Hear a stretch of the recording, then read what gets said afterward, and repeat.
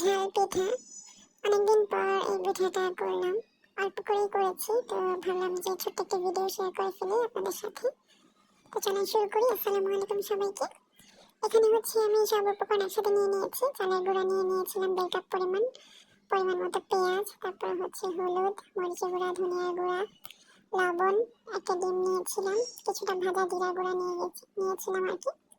তারপর হচ্ছে কাঁচামরিচ নিয়েছি, নিয়ে আমি সবগুলোই হচ্ছে পরিমাণ মতো পানি দিয়ে ভালো করে মিক্স করে নিয়েছি, গুলিয়ে নিয়েছি। গোলাটা এরকম হবে, ব্যাটারটা দেখতে পাচ্ছেন।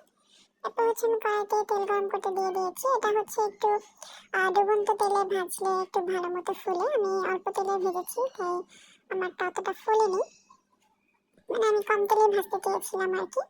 তো আপনারা চাইলে বেশি তেল দিয়েও ভাজতে পারেন। যাই হোক, তো আমি ভেজে নিচ্ছি। দেখতে পাচ্ছেন আমি 1 চামচ পরিমাণ দিয়ে দিয়েছিলাম। তো আপনারা চাইলে ধনেপাতা অ্যাড করতে পারেন, আমার বাসায় ধনেপাতা ছিল না তাই অ্যাড করা হয়নি। ওটা দিলে আরও খেতে ভালো লাগে। তো এই তো আমি উল্টে নিয়েছি, ভালো করে লাল লাল করে একটু ভেজে নিতে হবে। আমি আরেকটা দিয়ে দিয়েছি চুলায়। এইভাবে করে হচ্ছে আমি সবগুলো পিঠা ভালো করে ভেজে নেব। ভিতরে কিন্তু অনেকটা নরম হয়, চার সাইডে একটু ক্রিস্পি হয়, খেতে কিন্তু খারাপ লাগে না, ভালোই লাগে। আর তেলের জিনিস একটু কম খাওয়া হয় আমাদের বাসায়, তো এই জন্য অল্প করে করেছিলাম।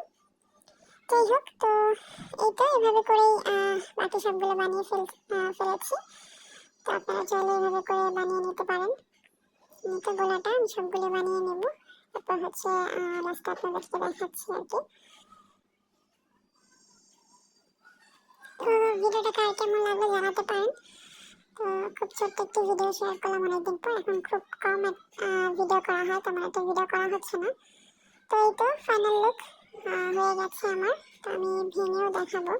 তো ভিতরটা সুন্দর মতো কুক হয়েছে। এটা হচ্ছে আস্তে জাল দিয়ে ভালো মতো একটু ভেজে নিতে হয়, যেন ভিতরেও একটু ভালো মতো ভাজা হয় আর কি, কাঁচা যেন না থাকে।